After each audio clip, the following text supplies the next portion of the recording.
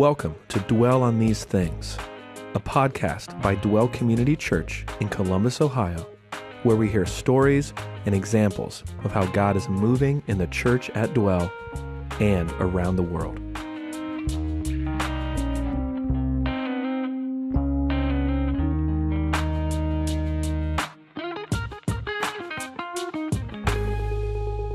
Welcome to another episode of Dwell on These Things.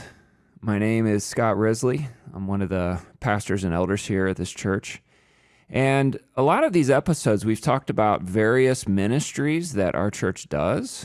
Today, we'll be talking about something at the heart of what our church does: home churches and home church planting. I have the pleasure of being joined by three people who are in Dwell College home churches. We've got Ethan and Taylor Yugovich and Chuck Williams. And these guys had the opportunity recently to be in a couple of groups that grew and planted.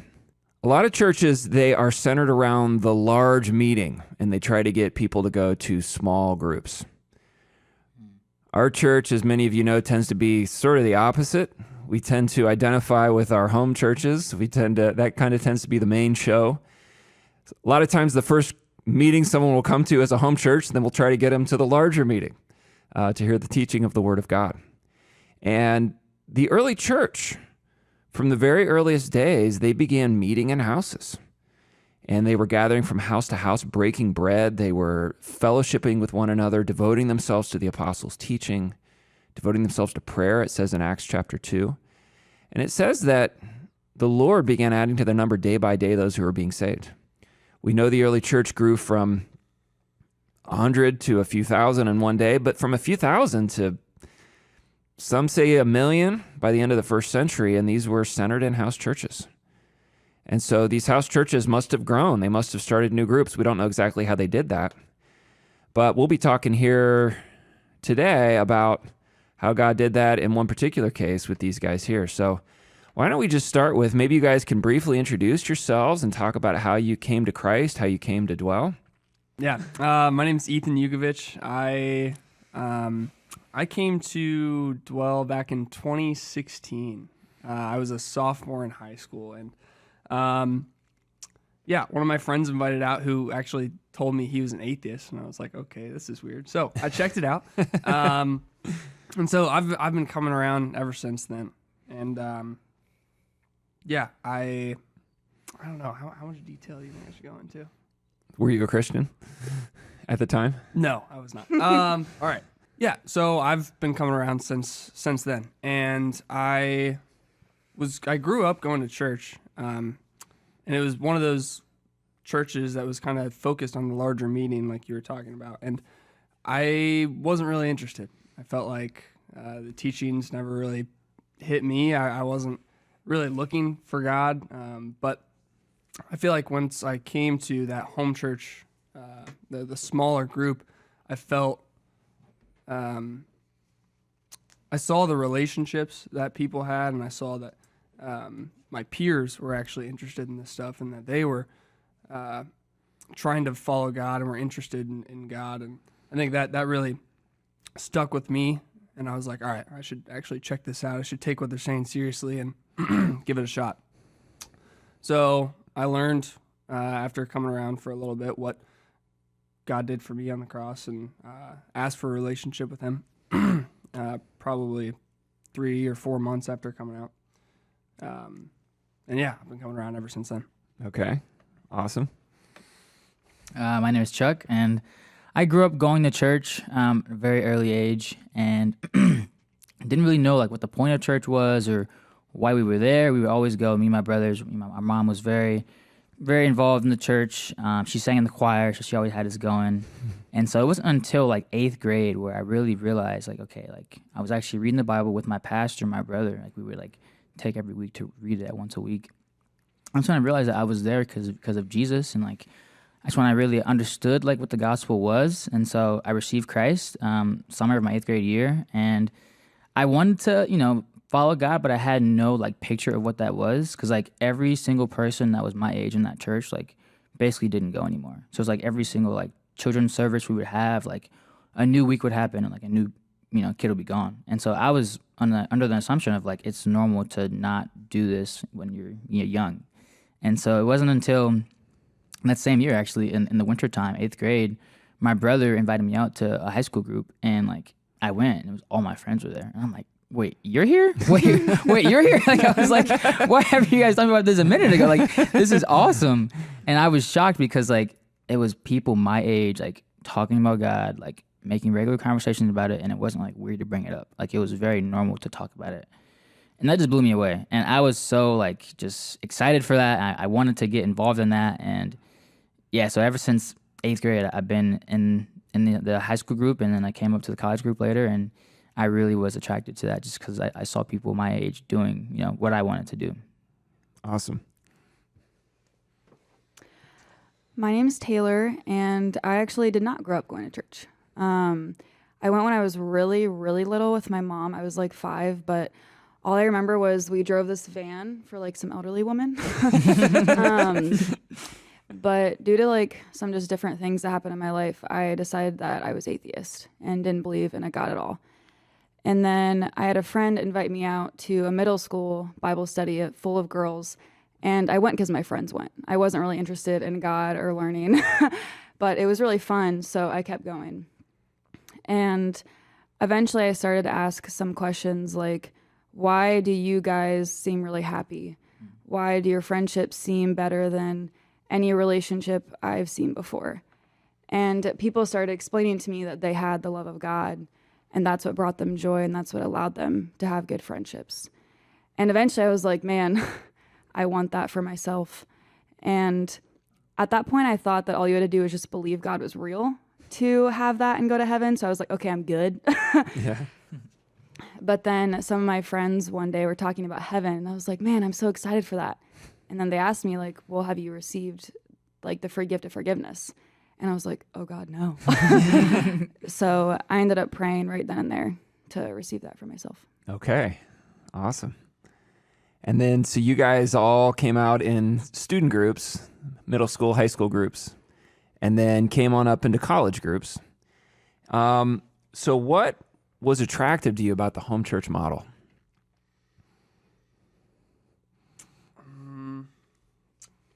I think we kind of already talked about this a little bit, but I think really the relationships is something that struck me right away.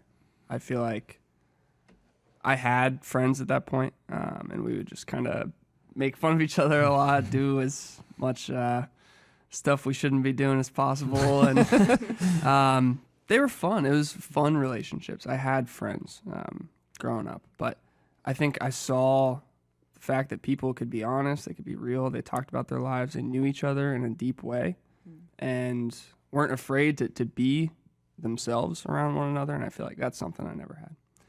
And so I think that's one thing that really stuck out to me about the home church model, the having small groups. I think another thing is specifically discipleship is something that we do in our church and we're pretty committed to. And I think I saw the relationships people had with their disciples, how much they loved hanging out with their disciplers, and they were meeting weekly to talk about the word and grow closer to God. And I feel like there was a focus in the relationships, and I saw how helpful that was for people growing their relationships with God early on after I accepted Christ. And I was like, man, I want that. And soon after started doing that with somebody, and I was like, this is the most helpful thing I've ever gone through in my life. You know what I mean? Being able to talk to somebody about what's going on, and them pointing me towards God, giving me things to think about, what to do, how to go around different situations, why I think the way I do. It was super helpful. And I think that was awesome. And what's awesome about that smaller group model is building close with people and being able to help people in close proximity. Nice.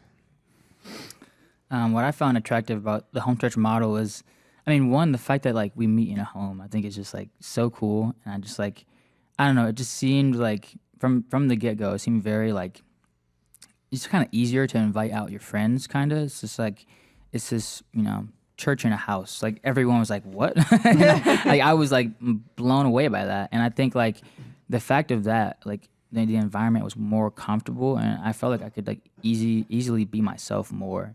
And so like it felt easier to like be open about things that, you know, maybe you wouldn't have in another situation. Or it's like even in school, it's like you don't want to talk about some of the stuff at school, but it's like at home church, like people were talking about that stuff, and that was like the norm. And so it felt more like, yeah, it felt contagious, to be honest, about that stuff, when, you know, sometimes it might have not been. But there was like a transparency and like just a realness of home church that I really liked. And that was probably because the environment was already like set to be like, you know, not this super strict, uptight place. Like it was already set to be like this like comfortable, warm place. And I felt like, yeah, like the body of Christ, like really like painted that picture for me early on. And I mean, it's just, you know, it's James 5:16. It's like, be honest with one another, you know, confess your sins to one another. And I feel like that was like, it really just made sense, you know. And a lot of people have a hard time like being open and being honest, but it's like, if that's already happening in a setting, it's like it's gonna be easier for you to do that too. So like, that's how it was in the home church model for me at first. It's like a lot of people are here and like they're able to like talk about, you know, what they don't want to talk about any other time, able to say, you know, they don't want to do certain things, and like, it's more comfortable to do that, you know. So I found that pretty like awesome. I was kind of blown away by that. Yeah. Wow. Yeah, I think I agree a lot with what Ethan was talking about with the friendships. But something else I was thinking about is just how like the home church model is designed to reach people who didn't come from another church. Like it's really easy for people who maybe have never even thought about God, never talked about God, to like come and check out our Bible studies. And even the teachings are like catered not for the people that know a lot, but they're catered for people that might actually not know what the Bible has to say. Yeah, so you guys were in a couple of different college groups. You guys were in a group called Mad City. Yep. You're in a group called Arsenal. And both of these groups grew to a point where each one was too big and needed to plant a new group. And so the two groups sort of got together to make a third group. So why don't you tell me about what that was like? What was that process of seeing your group grow and, you know, moving toward planting?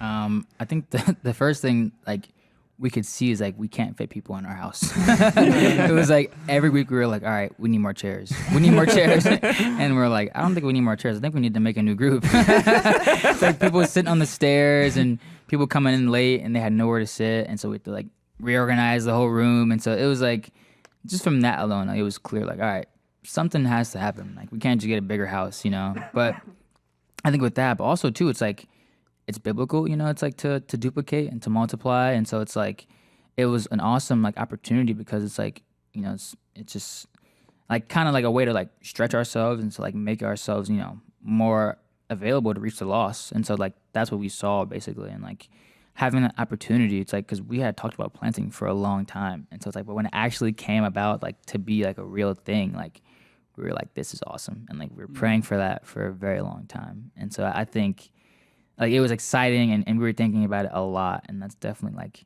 something that we knew was going to come, and we were really excited when it did. Was anybody in your group surprised or upset about the idea of planting when it finally came time?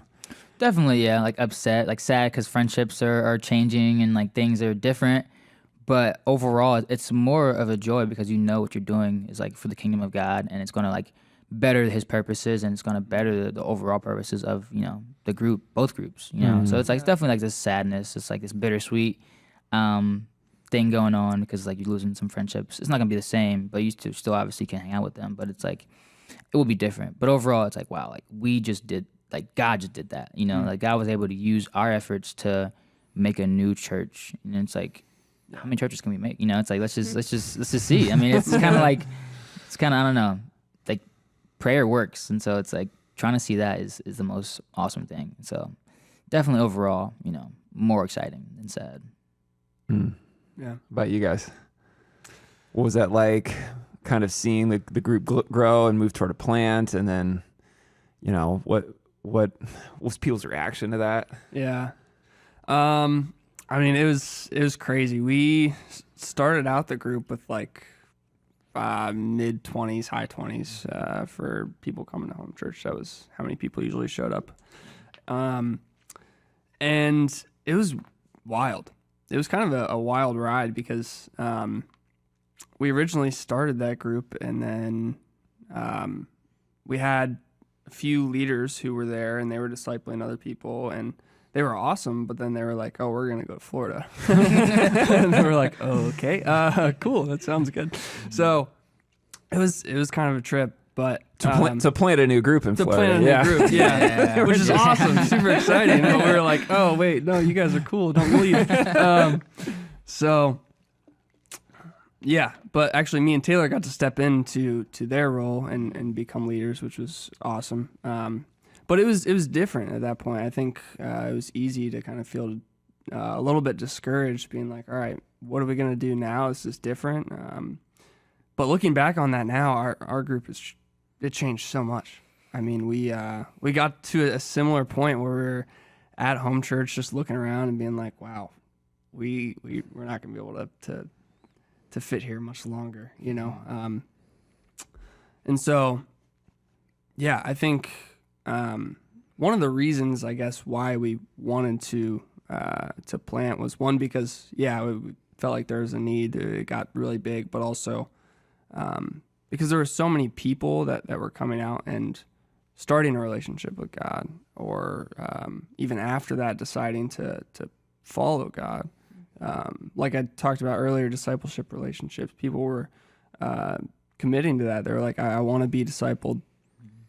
And so that was starting, and we were like, man, there's just so many people that are new in their faith or starting the relationship with God. And yeah, it feels like, you know, we have enough people here that are committed to doing that are wanting to follow God, that we were like, man, we could go off and kind of start something else. And so. I honestly didn't think that our group would be part of a plant. I think I was kind of pessimistic for a long time, just because we hadn't really seen growth in years. And I think during that time, God deepened a lot of our convictions of like, are we still going to try and reach people and share the gospel even if we're not seeing immediate success or immediate responsiveness? I think God also changed our character a lot, made us more like him in a lot of ways. But that was a long time, like literal years of like just waiting on God to answer these prayers. And then it felt like all of a sudden people were coming to Christ, and not only just coming to know him, but they were like, yeah, I want to do this with my life. Like, I want to learn about him. I want to grow with him. And it was exciting. That was the first time I'd been a part of something like that, like witnessing it firsthand. And it was honestly incredible, because I was like, we get to experience God answering our prayers after many, many years. So. Yeah. I remember when your group started, it was a little bit riskier. We planted you guys a little bit smaller than expected, and we sent a bunch of people up to adult ministry who felt called to go. And so you're like, well, we'll see how this thing goes. And, you know, just to give you a sense of like what God did through these groups, you know, in these two home churches over a 22-month period, they had 350 first-time guests come out to check out a meeting. It's really remarkable. Like it's kind of one of the more remarkable stretches I've seen from home groups, and I've been overseeing groups for 20 years now. These groups had 42 people come to Christ during that time, and more than half that, 22 people went into discipleship relationships. God raised up a bunch of new leaders, 12 new leaders through this plant, including sending a couple off to Florida to help with that church plant as well. So it's really pretty amazing. You know, sometimes, like you're saying, Taylor, like when God moves, it just seems like we're waiting, and then all of a sudden, you know, the Spirit blows where it wants to. Jesus, you know, it's just like the wind kind of blows, and you don't exactly know where the wind's going. You can't predict when God's Spirit's going to move or how He's going to move. Yeah. Anything you want to share about the story of planting? Like Like, were there any crazy nights in particular? Like, where do these people come from, or any stories or experiences that really stand out to you guys from this time? Yeah.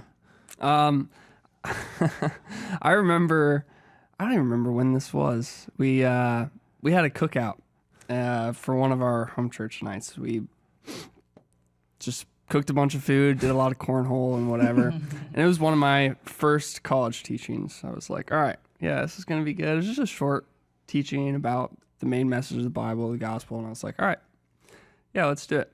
And then I get there and there's like 60 people. And I was like just staring down 60 people as I'm giving this teaching. I'm shaking. I'm like, oh my. So that was memorable for sure. At that point, I was like, all right, we're heading towards the planet here.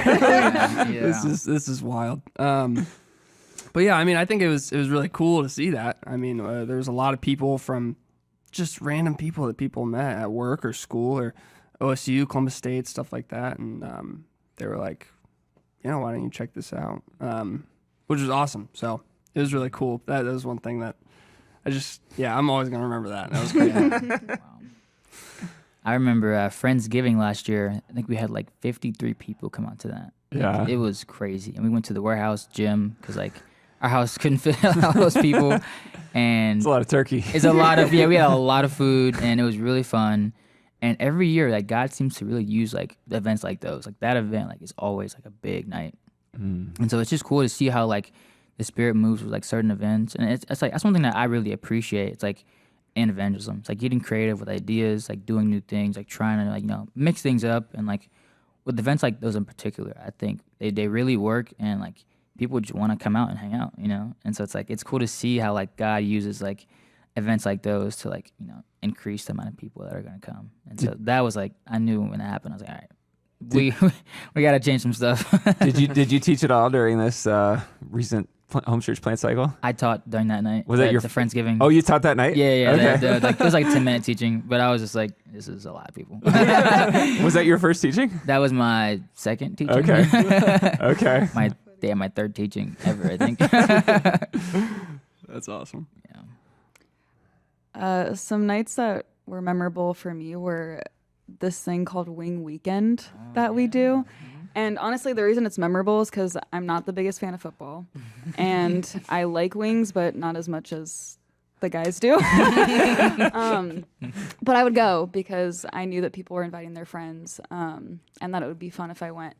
But what's awesome is some of the two guys in in my old home church. Two guys that their first night like hanging out with other believers was Wing Weekend.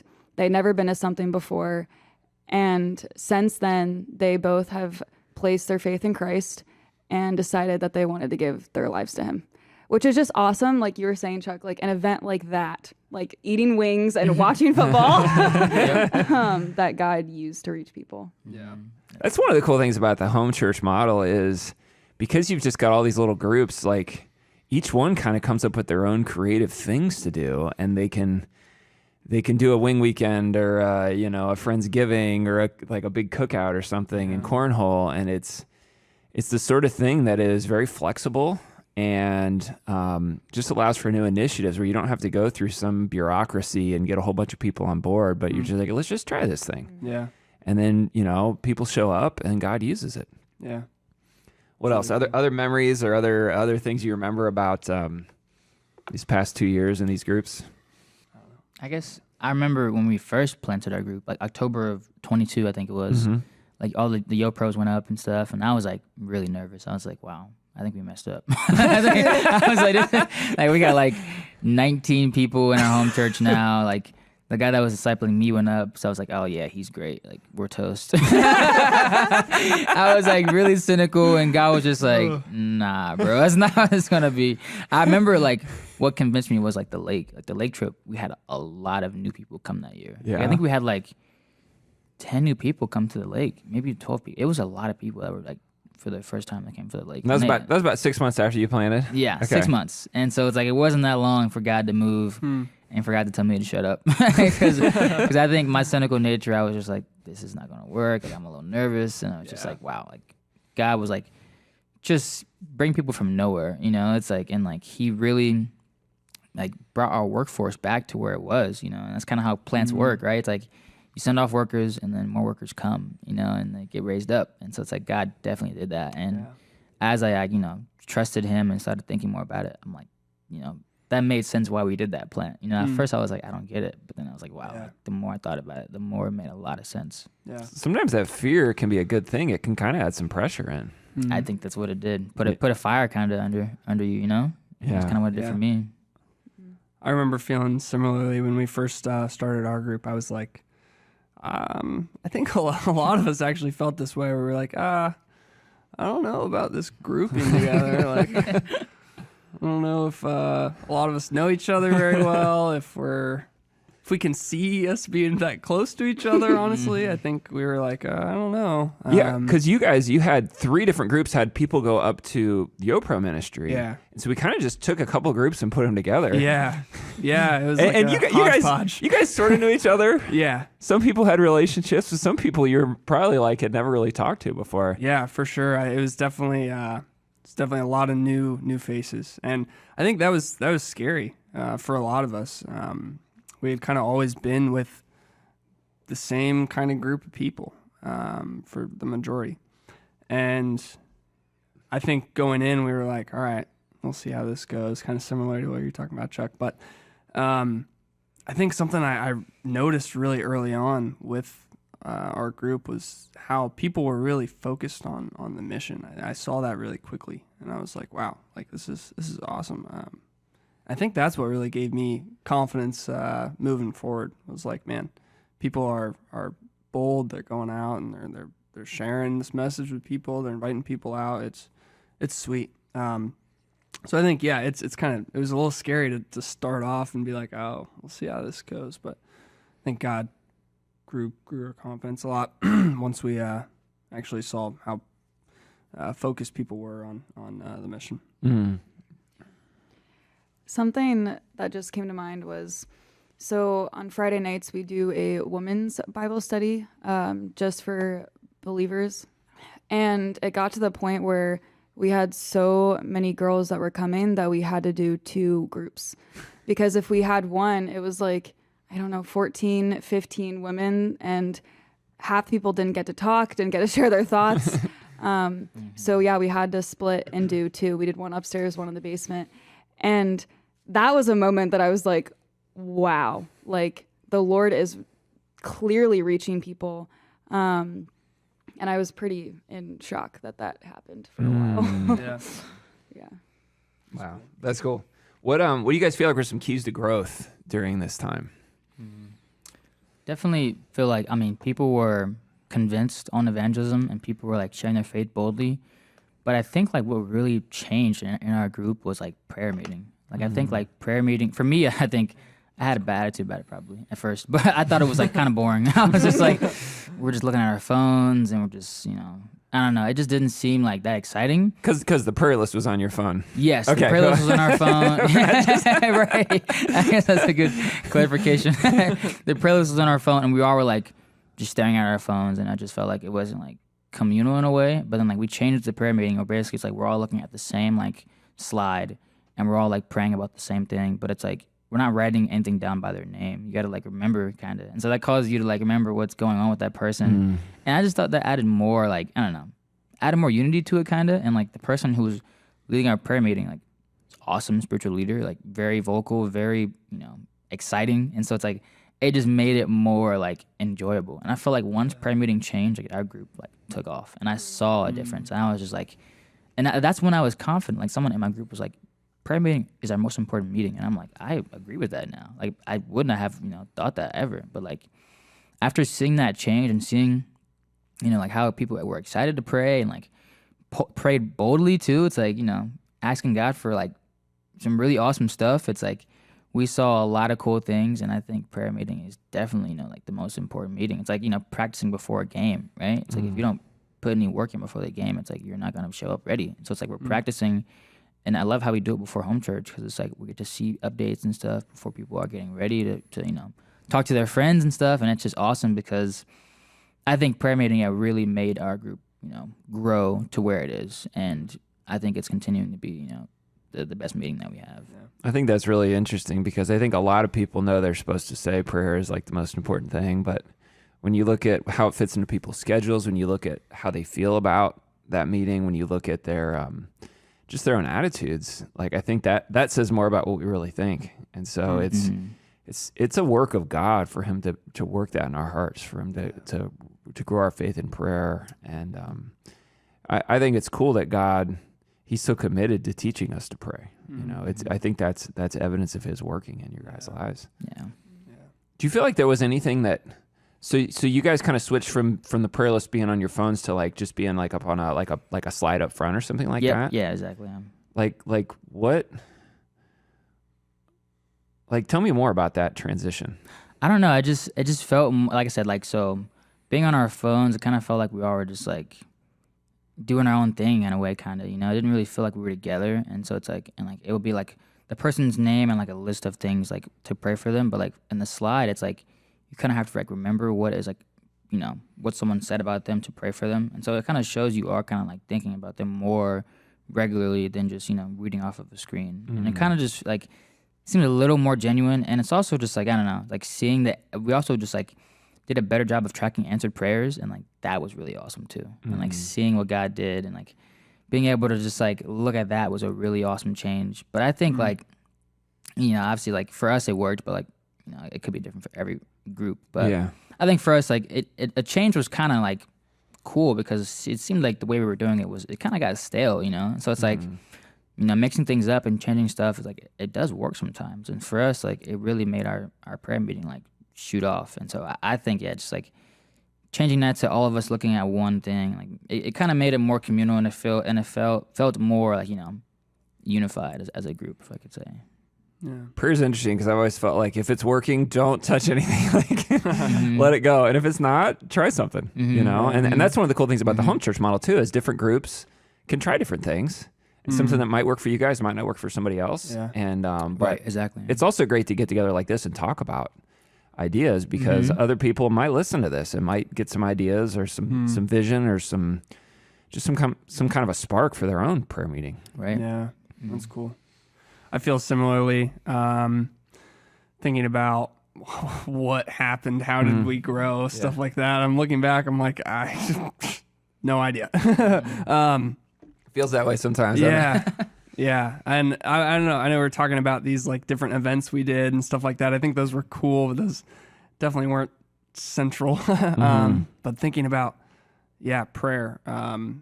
We started doing this thing where we would send out prayer updates every day for the people that we're hoping to accept Christ, or we want to take a step towards God, or want to follow God, so we sent those out every day to like a group chat, and we would pray for those people and pray through this list every day. And I feel like that was awesome for so many reasons. One, because we were praying. That's obviously going to do way more work than we could ever do, which we saw, which was awesome. But I think too, another reason that was so cool was because we were all kind of focused on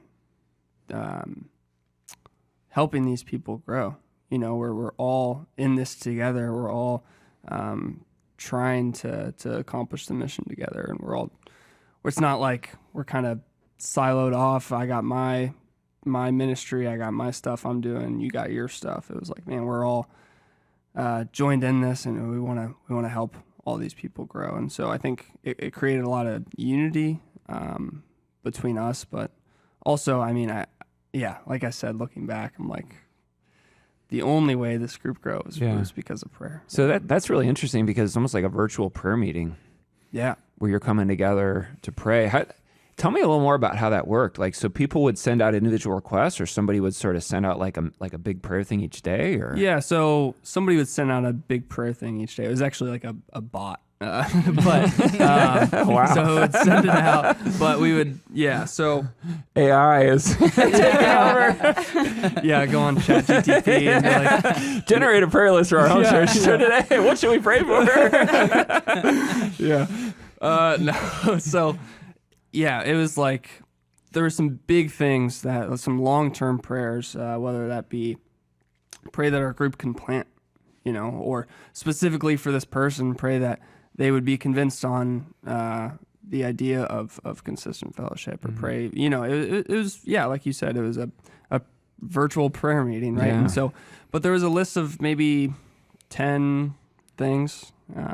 Sort of mission critical things, or things you guys Yeah. as a leadership team felt like God had laid on your hearts that we really want to hit this hard with prayer. Yeah, exactly. And so, yeah, I mean, on people's own time, that would get sent out every day, and they'd pray for it. I know me and one other guy would do a phone call, and we still are doing that phone call. We did a phone call every day to pray through that list. And I know some people who live together would also get together and try to pray for that together. So you just did like a short little phone call with one of your co-leaders each day. Talk about that a little bit.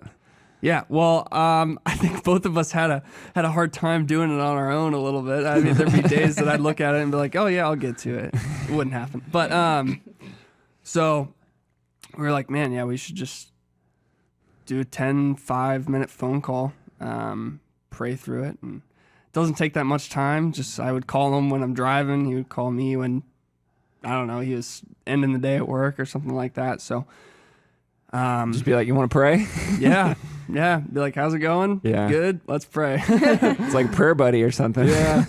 But I think that's been awesome too. Since we did plant, I'm not in a group with that guy anymore. But it's not like we're on the phone for 20 minutes catching up about our lives or anything like that. But we are still praying together. We're still connected, which is really cool. So I think praying, doing that prayer list, like I said, it's awesome for. Prayer is what's going to grow these groups. God can do way more than we can do. But also, I think there's a unity that comes when we pray with other believers. I think that's really cool because, technology can have a lot of negative ramifications in our lives, fragmenting our attention and there's all kinds of crazy things we can get into. But this is a case where you're using technology to sort of like bring people together around a focus on prayer. And also where you're kind of filling these little gaps of time you have to connect with a friend and to talk to God together. And what a cool way to stay connected, to love one another, and also to love the bride of Christ, and to intercede in prayer. Awesome. I think that's really, really cool creative ideas. I wonder how many other people might spark some ideas for prayer for them. Yeah, that's cool. How about you, Taylor? I was gonna say the prayer thing. Well, talk about what it looked like for you. Yeah, I guess the main thing that I was thinking with that was it allowed us, which I guess you guys kind of said this, but it allowed us to pray for the things that were the most important. Like we were praying that people would come to know God personally, but also that they would want to be disciples of him. And it's like, that's what the whole home church model is about. That's what our lives are about. And that's what everybody in our home church was praying for. And I agree with what Ethan said, like that did create a level of unity and like a one-mindedness of like, this is why we're here. This is what we're doing. And like, we're all on the same page about that. And I think it like even just helped us not be as like problem focused. Like, it's like, we don't need to look at all these peripheral things because we know why we're here. And it's to make disciples of Christ. That's cool. What did prayer look like for the girls ministry in your group? Pretty similar. Like we did the daily prayer. We called it like a prayer siege or something. Prayer Prayer The gates of hell will not withstand the onslaught, the siege. You got the city surrounded, and Yeah. like Jesus said, Yeah. can't withstand the advance of God's church. Yeah. So it was pretty similar. Yeah. I didn't live with any girls when we started doing this. Just Ethan. Just Ethan. who's off praying with someone else.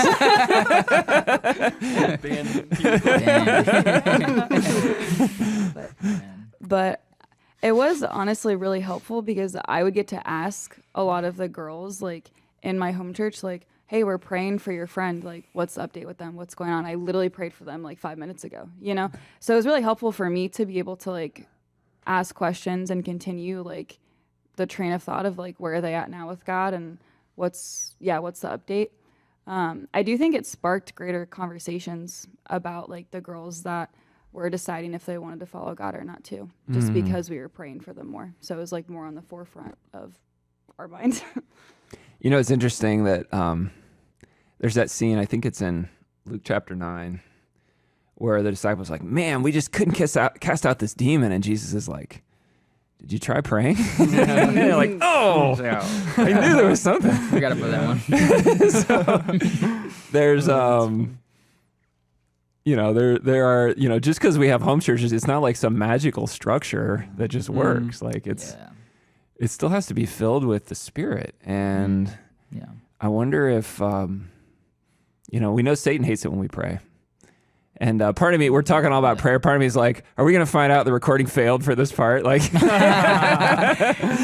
or, you know, people listening to this, they just, you know, tune out for this part. Something goes wrong. So I do pray that this would lead some others into, you know, some creative thinking about prayer and some refocusing on what really, like, you know, you think about an appliance that's unplugged from the wall. Like, I think that's what happens, like when we stop praying. Yeah. And it seems to be the meeting that always gets attacked the most, and our prayer lives get attacked the most. Yeah. And I think this is a very strategic point. So I think it's really cool how you guys experience God moving through prayer in these plant cycles. Yeah. What else do you feel like God's shown you during this time of growth? Are there any verses that come to mind? Or I feel like God has definitely shown me just how weak I am. I think like my cynical nature, like I said, like at the beginning of the plant, it's like, oh man, like how are we going to do this? Like, how is this going to happen? And he just constantly reminds me, like, it's not about me. And that's why I get so anxious and so nervous, because I'm like, oh, like, what do I have to do? Like, how I have to, you know, thinking about all these selfish thoughts. And God just reminded me, like, this is not about you. This is about, you know, the bigger picture. And I think through that, it's like I've experienced, like, just so much grace, like, from God, so much grace from other people. And I think, like, I don't know, like, I'm continuing to experience that. And it's just, like, I'm growing my understanding of God's character more and more. And it's, like, it's really awesome just because, like, God's love, like, I don't know. I just never would imagine, like, I would be even following God. But I'm, like, the fact that I am, it's, like, I'm experiencing this on a deep level. It really is, like, awesome, you know? And I wouldn't trade it for anything. And a verse that comes to mind is Hebrews 4:16. It says, "Let us then approach God's throne of grace with confidence so that we may receive mercy and find grace to help us in our time of need." And I think, like, approaching God, like, confidently, like, that's what it matters, you know? It's like, it's not about, like, doing the outward stuff to seem spiritual. It's like, are we, you know, abiding with Jesus and getting time with God daily, you know? And it's like, and that's the most, you know, way we're going to, you know, actually experience grace, you know? And it's like, I think, like, right away, since I joined college ministry, I've experienced grace. I mean, like, I literally remember when I moved in the ministry house, like, a month prior to that, like, I went out and got partied and got drunk and told nobody about it for months, and I opened up and people were like, yeah, like, you know, you know, it's like I don't see you any differently. And I'm just like, wow, like, how does that work? You know, I never knew, like, someone could say that to me. And, like, I think even, like, still this day, it's like telling people about, like, you know, it's like sin issues and, like, things going wrong. It's like people are still so gracious, you know? Yeah. And so I think that's, like, the most important part about, you know, it's like leadership. Yeah, it's like admitting failure and, like, talking about what's wrong and stuff. And I think God is continuing to show me how I fall short, and he's continuing to remind me of his grace more and more. That's so cool. That's awesome, man. It's, Larry Crabb had a book years ago called The Safest Place on Earth, and I just thought that was such a good title for Christian community. That's a 'Cause it good should be a title. safe place of grace and acceptance, and Yeah. but also truth, you know, where it's we spur one another on, and we need that from one another. Yeah, that's really cool. I feel like kind of similarly, one of the bigger things that I feel like God's shown me over this time is that, it's not about me, you know. I think you can put a lot of pressure on yourself to be like, all right, I need to have this right conversation, or I need to not mess up, or I need to have my stuff together, or something like that. I think there's a lot of pressure on myself, especially early on after getting the title of leadership. I was like, okay, now it's time to have no problems. That's what that means, right? Gotta lock in. Definitely The not first stage true. of leadership. Yeah. Be perfect. Perfection. So that's obviously not livable. So I found that out really quickly. Nice. I think it's something a lot of people go through, though. Yeah. I think I really do. It's part of the growth process. Yeah. For sure. So I think just over this time, I mean, seeing God do so many awesome things, and me being able to play a part in that, but also realizing, man, I'm not the center of this, you know. God, I'm messing up a lot of things, right? I'm messing up a lot of things, and my personal life and conversations with people and whatever it is, you know what I mean? I feel like I've had a lot of failure over this time, and but God's never been like, man, you need to be better, right? I'm gonna, or then I'll use you or something like that. No, he did some awesome stuff, even though I was not awesome. And yeah, 1 Timothy 1, where Paul is like, I'm the worst of sinners, but God chose me as an example of his great patience. Great verse. I feel like that, I'm like, man, it's so freeing to know, like, we can have issues, we can have problems, we don't have to act like we have our stuff together. You know, we can be real and honest, like you were saying, Chuck. And that's what God cares about more than not having problems. He's like, I want you to be you because I created you and I love the way I made you. And that's what I want to use. So, about you, Taylor? You think God showed you? Yeah, there are a couple of things that I was kind of reflecting on that God has shown me over the past couple of years. And a verse that I pray for myself every day is John 15:5. It says, I am the vine, you are the branches. If you remain in me and I in you, you will bear much fruit. Apart from me, you can do nothing. I like to believe that I can do things on my own, apart from God, apart from people. And that verse is a reminder that that's just not in reality. Like, in myself, I can't do anything to further God's kingdom. But when I'm dependent on him, he'll use me to do that. And the reason I pray that for myself is because I don't want to forget that. Like, I don't want to wake up one day and be like, oh, this was because of me. Yeah. Like, it's not, and it never will be. It's such a cool image too of the vine and the branches, like where we just remain in Christ, rest in him, and then allow him to work through us. Yeah, and that's not how I think about it a lot of the time. We're very forgetful. yeah. But the other thing that God has like really shown me is about his character. The fact that he is sovereign and he's the one that's in control.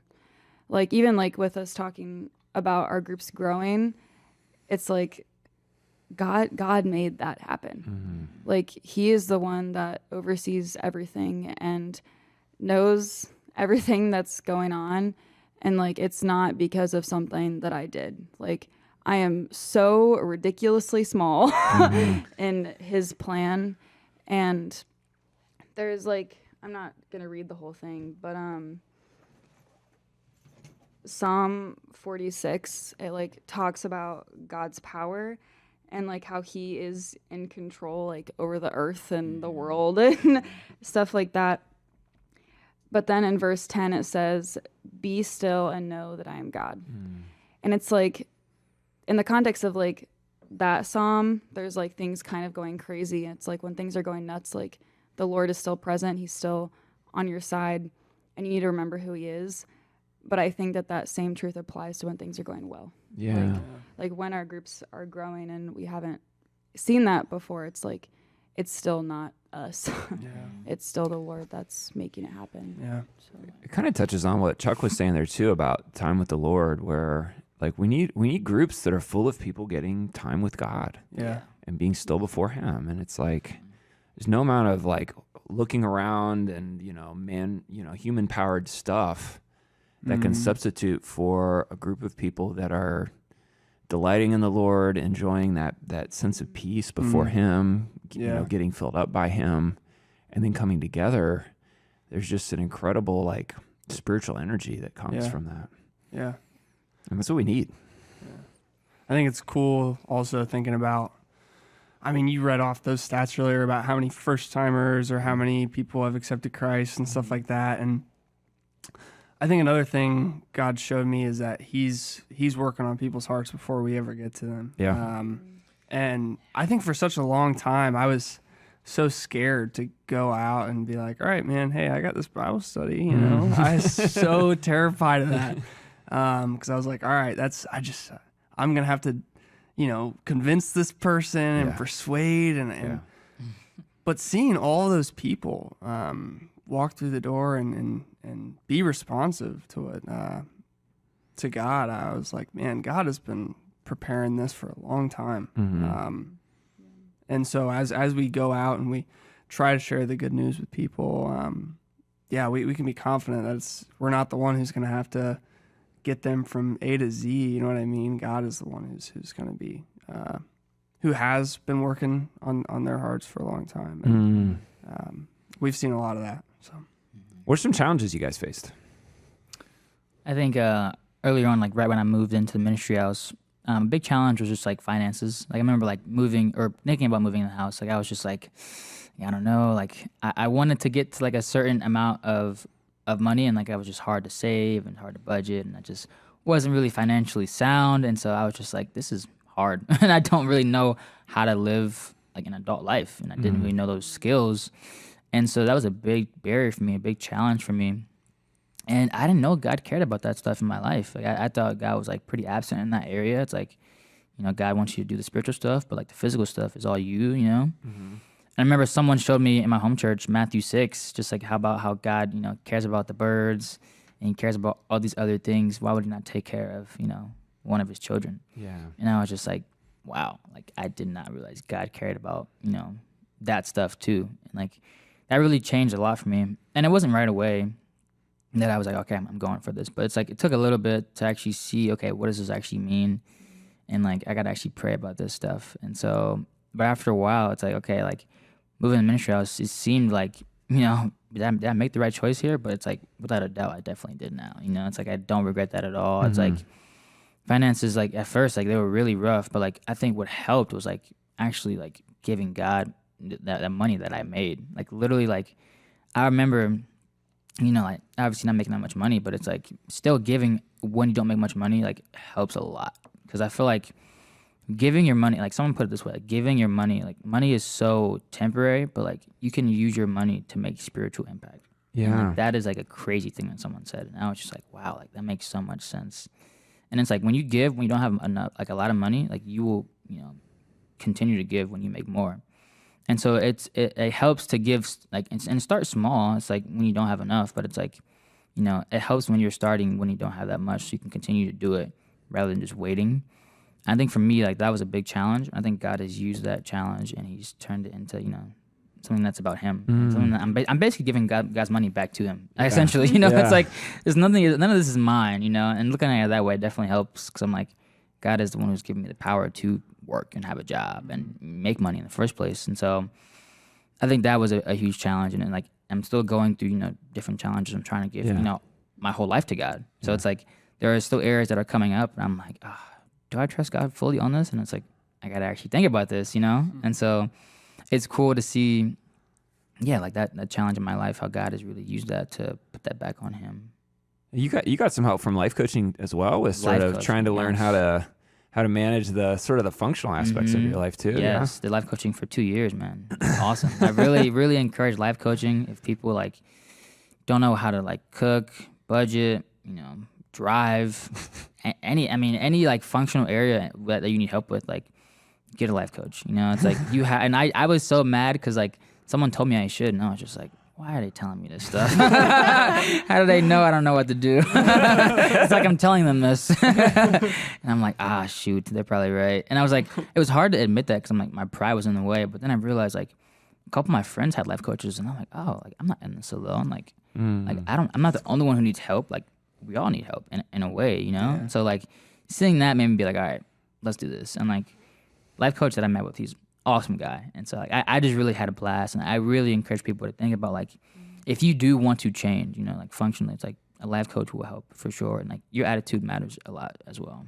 So that's interesting because you had to both get some help with the practical aspects of things. You also had to see like you needed like a spiritual perspective on money. That God wants to provide, and this is not just this separate thing I got to handle on my own. And you also had to step out and, you know, start giving. Like Jesus says, you know, these things you're blessed if you do them. And he says, if you're not faithful in a little thing like money, how's he going to entrust true riches to you? Like spiritual impact. Yeah. So that's really, I think, a really cool example of all that coming together. You think you'll want to be a life coach for somebody else Oh someday? yes, definitely. I was thinking about that. I'm like, I don't know what age I could do that at, but I would like to do that someday. I don't know how long I gotta wait, but I think it's a great success story, Chuck, of someone going through life coaching and being transformed and then being used by God, and then already thinking about how can I go back and try to have the same impact in somebody Yes. else's life. definitely. So I've been really proud of you through all Appreciate this. Man. that. It's Thank really you, cool. bro. I think Yeah. you've been an encouragement to a lot of people. Thanks, man. Appreciate that. So some of the challenges, I mean, I feel like early on right once we actually started this group, pretty soon after that, we got married, which is awesome. Marriage is great. I love being married to Taylor. It's sweet.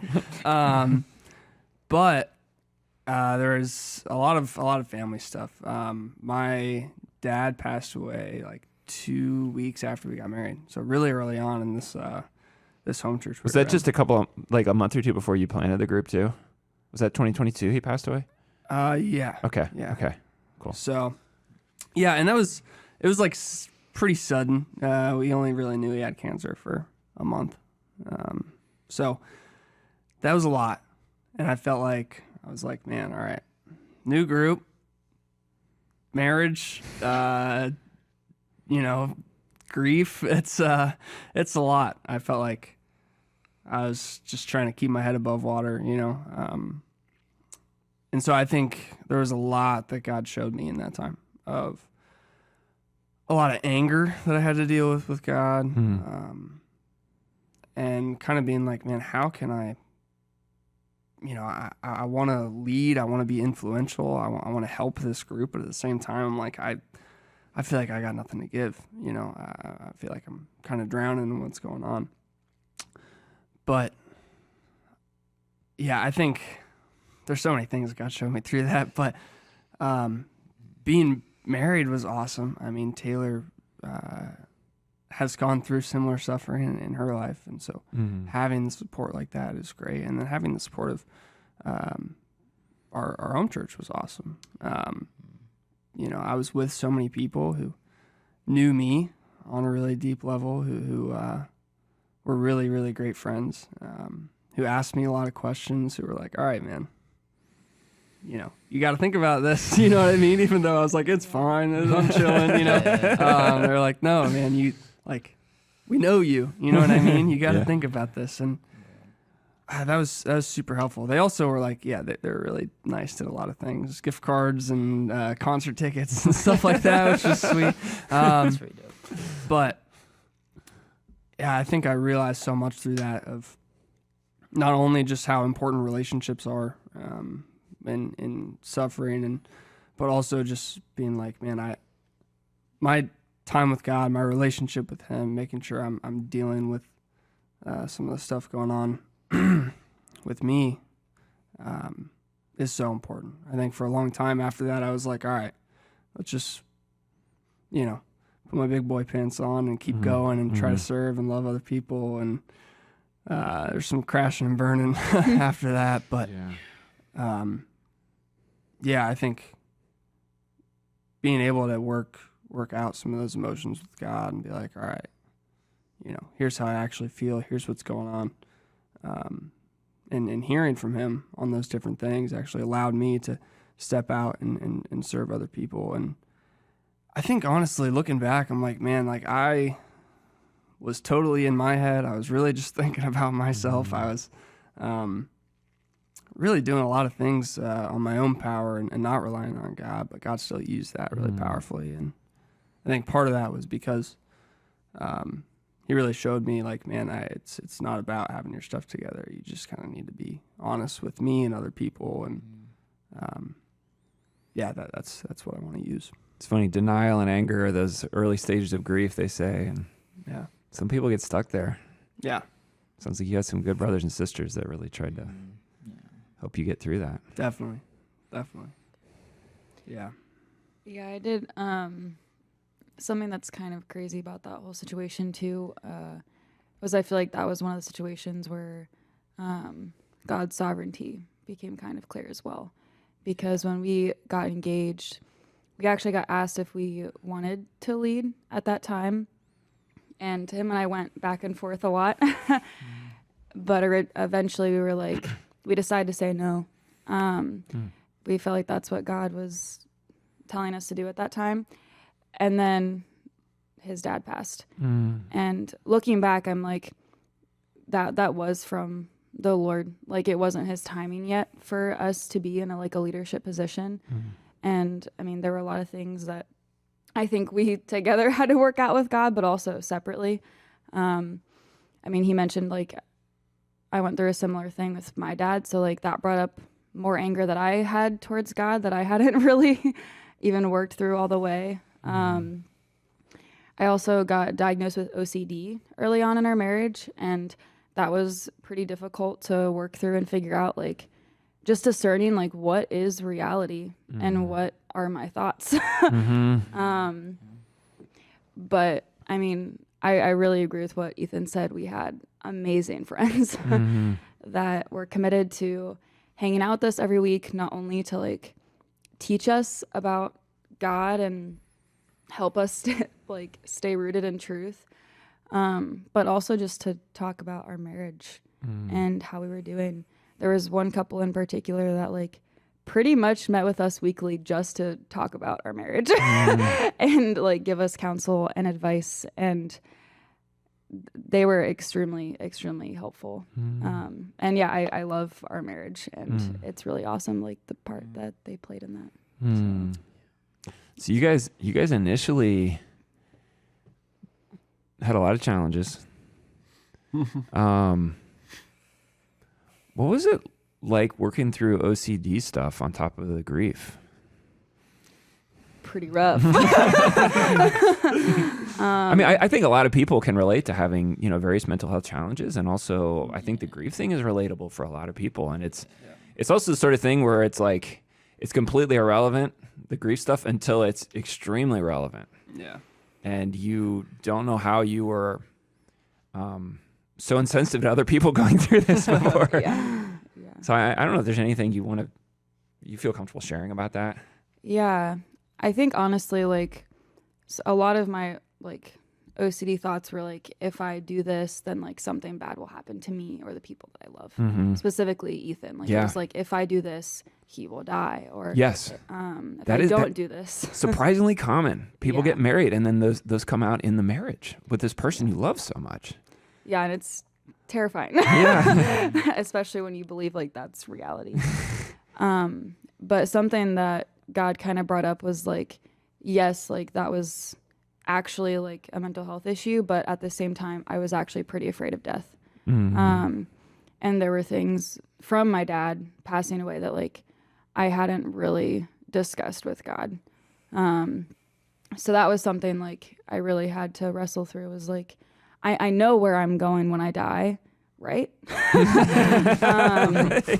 And like, Good question. and yeah, I had to just spend some time like really wrestling through truth to get over the like, I'm actually pretty scared of this. What did that wrestling process look like? A lot of tears. Honestly, being real with people was helpful. Yeah. Like talking to Ethan, talking to some of the good friends that we mentioned earlier. They were there through everything. Yeah. But also, yeah, like not only being honest with people, but being honest with God. Yeah. Like, I think it can be really scary to admit, like, I don't know if I believe this. Like, especially something as foundational as like, when I die, I'm going to heaven. Like that's that's terrifying to say out loud, to be like, this is what my life is based off of. But I mean, God kind of revealed, like, honestly, he was like, you do believe this. Yeah. But really what's going on is like, there are some emotional barriers and emotional things that like we need to talk about. So really it was just kind of like going through that. And some of the stuff it had felt like, oh, but I already worked through this. Like, this happened so long ago. Like, I thought I was past it and fine.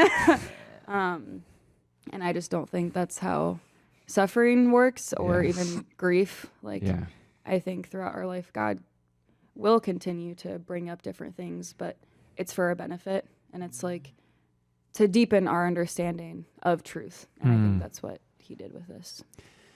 So initially you guys did not want to lead, and then you kind of came around on that. Like, tell me about that process. Like you know, I'll just stop there.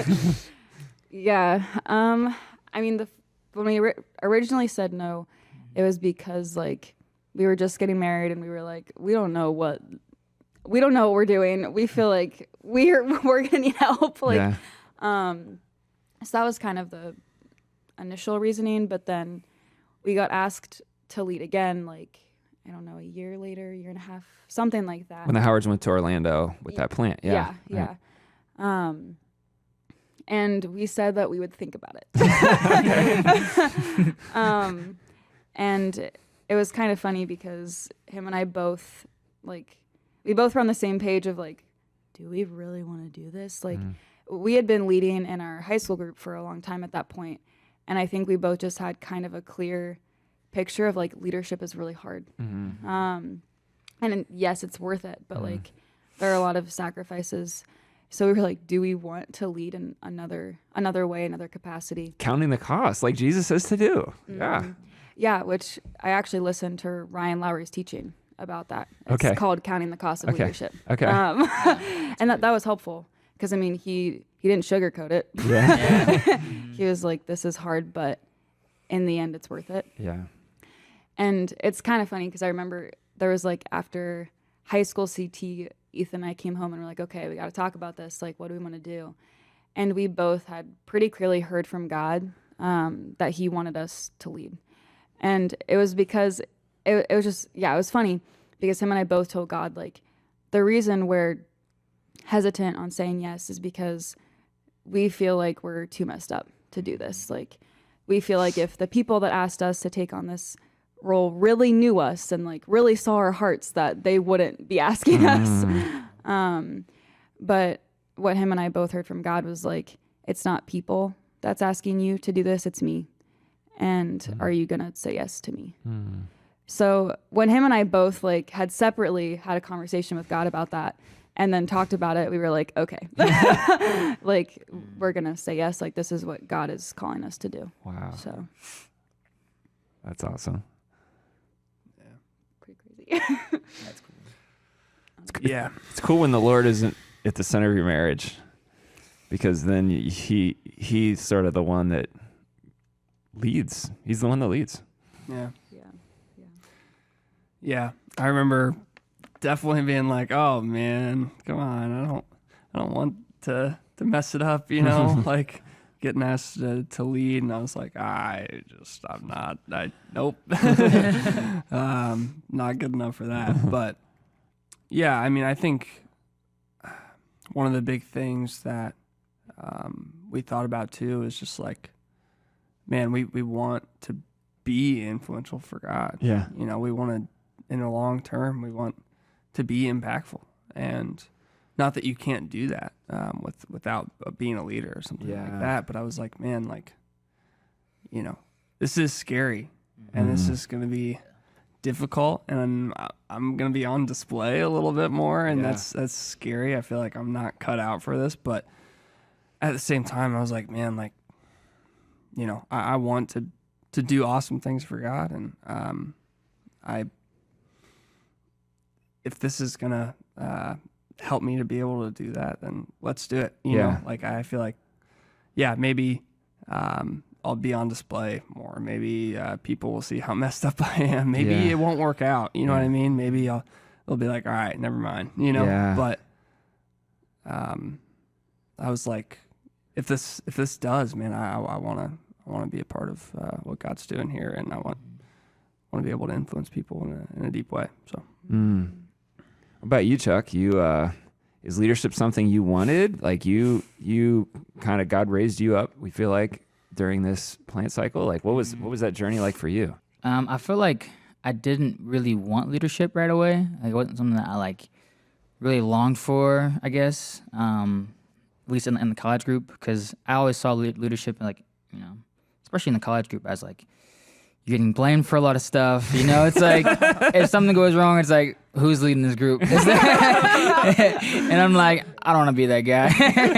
So I would just sit in the background. You know, it's like it just leads to, you know, my thought was it just leads to, you know, fatigue, burnout, you know, hard, and it's like, you know, this just doesn't sound like worth it, kind of.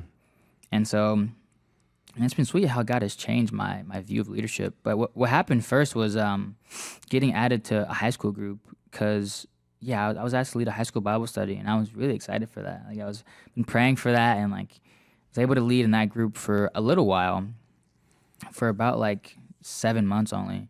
And it was kind of clear like what God was doing, because I was trying to work with some high school guys, and it didn't work out. But it was clear like God was doing stuff in the college ministry, and God was basically, you know, putting my attention on the college group, even though I wanted to stay in high school group. And so as a leader of mine in the high school group, he was just like, do you want to stay in high school group? Because there were like 3 guys in the college ministry that I invited out and that I could disciple. They received Christ and wanted to be discipled. Yeah. So it was a lot going on in Arsenal. And in the high school group that I was in, it wasn't much going on, at least like for me to pick up on guys. And so it was kind of like, in the high school group, you know, I experienced like so much joy doing it. Like it was so fun. I had connection with the students, and so I'm like, I'm definitely staying. Like when you brought it up, I'm definitely staying. And I thought about it for like a day, and I'm like, like I don't want to leave, but I'm like, wow, I think that was like when I did end up stepping out, like, and actually putting my full focus on college group, like God affirmed that so much, and He was just like, you know, this is kind of where I want your focus at. And that's when I kind of thought, okay, leadership could be a thing, but I'm like focusing on like, you know, how can I work with these guys? And more than anything, it's like, how can I love these people, you know, love the guys in my group, love my home church, and putting, you know, my full focus on, you know, that, you know, kind of made leadership make more sense. And it just made, you know, being in the group more enjoyable, and it just made, you know, praying for people, you know, easier, and it kind of just gave me a better sense of like serving the group as a whole. It's funny, sometimes people are like, how do I get into leadership? And I'm just like, just look at Chuck, man. Like just bring 3 or 4 guys out, have them receive Christ, want to be discipled, start doing ministry on their own. It's easy. Yeah. God has definitely used my efforts for good. So have you experienced all the burnout and fatigue and blame and all that stuff? It's been pretty bad. Yeah, no. It was really cool. It was actually a teaching that you had, Scott. It was basically just like on leadership, and you basically had like a pyramid, and you're like, what's at the bottom of that? Like, what's the foundation? Like, is it leadership? Is it structures? Is it things to do and like, you know, principles, or is it like abiding in Christ? And so I was like talking to a leader in my group, and I'm like, because she's been leading in this group for like 13 years, and so I'm like, how have you like not felt that burnout and like just want to stop? And she was like, that image right there, it's like abiding first, making that the foundation, like it's going to take you a long way, and hopefully the rest of your life with following God, if you make sure like the structures aren't the foundation. Like if abiding is the foundation, that's going to take a long way. And I was just like, man, that makes a lot of sense. And so it's like from there on, it's like, okay, like my perspective on leading has changed a lot, and I think God has really used that, because I'm excited for that. You know, it's like I'm really looking forward to just continuing to lead in this group and continuing to like spur people on, because, you know, I'm fighting for that time with God, and I'm actually, you know, putting that first, and not just like the structures or the extra things behind it. Modeling that probably for the people in your home church too. Like, I think that people need to see these people are not special in and of themselves, but they're just simply dependent. They're branches, you know, abiding, like that verse Taylor was sharing about earlier. Yeah. I don't know. That's we're about out of time anyway, so maybe I'm trying to think if there's anything else. Anything else you guys want to say or share about here as we seek to wrap up? I mean, it's definitely been a lot of like spiritual role models in my life. You know, it's like I could thank many people who have like modeled, you know, love to me. It's like disciplers, life coach, you know, high school group leaders, even now co-leaders, and it's just like so many people have like shown me like, you know, how to love people, and what they all have in common is like, you know, they've showed they care for me, but they care about God, and so it's like that's kind of like what painted the picture of like leadership to me. It's like seeing people before me who've, you know, impacted me in a very big way. It's like I want to be like that person. You know, that's kind of what made it like so cool, because I'm like, these people are awesome, and I couldn't imagine like them not in my life, and so I'm like, I want to be that to someone else, and I think that's like really cool to see. And it's just like, because the most important part is like they're going to God for that, you know, and like they're trying to get, you know, all those people, you know, were trying to get me to, you know, invest in God and to see how that's important. So me trying to see how what they did and give that back out is the coolest thing. That's really cool. Yeah, that's awesome. Any final thoughts from you guys? Yeah, I kind of wanted to say something too about like the role that spiritual leaders have had in my life. Something Ethan and I have actually talked about a lot, somewhat recently, like in the past 6 months, is how, ironically, the couple we were talking about earlier, like something that they did really well was express belief in us. Like, I don't think that I believed that I could lead for a long time. And like, even when I was younger, I didn't even believe that it was possible for me to have much of an impact at all for the things of God. And that was something I think that they both just really did well.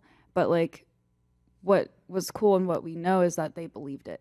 You know, like they weren't just saying the nice thing, but they knew that the power of God is what would allow us to actually be impactful. And him and I have just talked about like, man, we really want the people that we're studying the Bible with, or like our high school students, or like other people in our home church, like we want to be that for them. Like we want to be people that express belief, even if like they don't believe that about themselves. So. You good? That's good. That's a good way to end it. Okay, so well, I just want to thank you guys. Thanks to Ethan, Taylor, and Chuck for coming here, for talking, for sharing so much, so vulnerably about your lives, your marriages, your struggles. You know, a couple themes that I feel like kind of came out here with this home church planting is you guys took some risks. You guys, like you all expressed in your own ways, I don't know about this. And you guys all talked about prayer being central to that. You know, we've got to pray. You know, God has to be the one that, you know, both as a group, we're praying together, and also as individually, you know, spending time with God. But there was also a really important role for you guys to play. You know, you guys, you know, you had to step out and take that risk. You had to say, here I am, Lord, send me. Yes. Okay.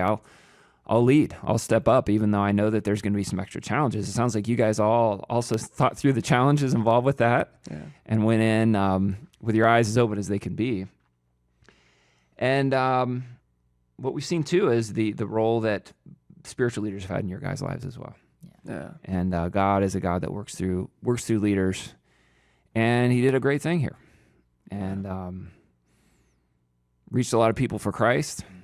Saw a lot of people step up to lead for Him, and now you guys are off in new groups, and we pray that God would do that again here. Yeah. So that's all we got for this episode. Thanks for tuning in to another episode of Dwell on These Things. If you'd like to hear more, you can go to dwellcc.org. Sweet. That was fire. Great job, you guys. That was awesome. That was so good.